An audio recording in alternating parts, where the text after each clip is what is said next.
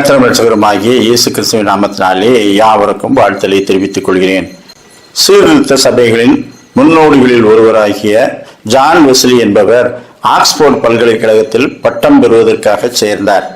இறையியல் கல்வியும் அங்கேதான் முடித்தார்.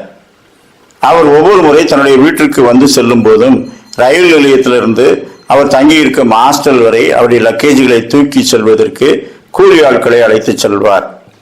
அப்படி ஒரு கூலியாள் அவருக்கு பழக்கமானான். அவரிடத்திலே இவர் ஆவிக்குரிய காரியங்களை பேச வேண்டும் என்று விரும்பி சிலவற்றை கேட்டார். அப்பொழுதுதான் அவருக்கு தெரிந்தது, அவன் போட்டிருக்கிற அந்த ஒரு கோட் தவிர வேறு எந்த கோட்டும் கிடையாது. அதில் அநேக கிழிசல்களும் பொத்தல்களும் இருக்கிறது. எவ்வளவு நாளா இதை போட்டிருக்கிறாய்? 20 வயதிலே ஒரு பழைய கோட்டை எனக்கு கொடுத்தார். அதைத்தான் இன்று வரை போட்டிருக்கின்றேன். கிழிந்தாலும் வேறு என்ன செய்ய என்று கேட்டான். எங்கே தங்குகிறாய்? ஐயா, நான் சிறு வயதிலேயே தெருவிலே விடப்பட்ட குழந்தை. எங்காவது ஓரஞ்சாரங்களிலே போய் படுத்துக் கொள்வேன். எனக்கென்று வீடு கிடையாது. என்னை போல் நிறைய பேர் இருக்கிறார்கள். அவர்கள் ஒவ்வொரு இடங்களிலே படுத்துக் கொள்வார்கள். நான் ஒரு பெரிய கடையிலே அவ்வப்போது லக்கேஜ் இறக்குவதனால அந்த லக்கேஜ் வரும் பெரிய பெரிய அட்டைகள் உண்டு.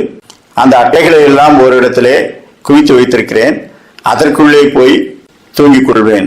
அதுதான் என்னுடைய மேல் மூடியாகவும் கீழ்த்தளமாகவும் இருக்கும் என்று சொன்னார். இவர் ஆச்சரியத்தோடு, இப்படிலாம் ஜனங்கள் இருக்கிறாங்க, நாம் அந்த தேசத்தில் தான் இருக்கிறோம், இவருடைய ஆவிக்குரிய நிலை எப்படி இருக்கும் என்று அறிய உன்னுடைய அனுதின ஆசை என்ன என்று கேட்டார். அவன் சொன்னான், எனக்கு அனுதின ஆசை என்று ஒன்றும் கிடையாது ஐயா. கடவுள் எனக்கு எல்லாவற்றையும் தந்திருக்கிறார். தூங்குவதற்கு இடம் கொடுத்திருக்கின்றார். அன்றாடம் எனக்கு கூலி கிடைத்து விடுகிறது. சிலருக்கு அந்த கூலி கூட கிடைப்பதில்லை, அந்த வாய்ப்பு கிடைப்பதில்லை. ஆனால் எனக்கு யாராவது ஒருவர் என்னை சுமைதூக்க கூட்டிக் கொண்டு செல்கின்றார், கூலி கிடைத்து விடுகிறது. அது மட்டுமல்ல, நான் படுத்திருக்கும் இடத்திலே ஜனங்கள் மிச்ச மீதி உணவுகளை இரவு பொழுது எனக்கு கொடுப்பார்கள். அது என்னுடைய செலவை மிச்சப்படுத்தும். மற்ற 2 நேரமும் இந்த கூலியை வைத்து எப்படியும் சாப்பிட்டுக் கொள்வேன். அப்பொழுது இவர் கேட்டார், எப்பொழுதாவது எனக்கு சுகமில்லாமல் போயிருக்கிறதா? அதைத்தான் நான் கர்த்தரை ஸ்தோத்திரிக்கிறேன். இதுவரை எனக்கு சுகமில்லாமல் போனதே இல்லை. அனுதினமும் என்னை உணவளித்து காப்பாற்றுகிற அந்த கடவுளுக்கு நான் அனுதினமும் நன்றி செலுத்துவேன். எனக்கு அருகில் உள்ள தேவாலயத்திலே காலையிலே பாடல்களை பாடி ஆராதனை நடக்கும் போது அதன் வாசலிலே போய் நான் உட்கார்ந்து கொள்வேன். அந்த துதியின் ஆராதனை எனக்கு பிடிக்கும். நான் இருந்த இடத்திலிருந்தே கர்த்தரை துதிப்பேன் என்று சொன்னார். எவ்வளவோ சுகமான காரியங்களை கர்த்தர் நமக்கு கொடுத்திருக்கின்றார். காலையிலே எழுந்து கர்த்தரை துதிக்க வேண்டும் என்று விரும்பி இருக்கிறோமா?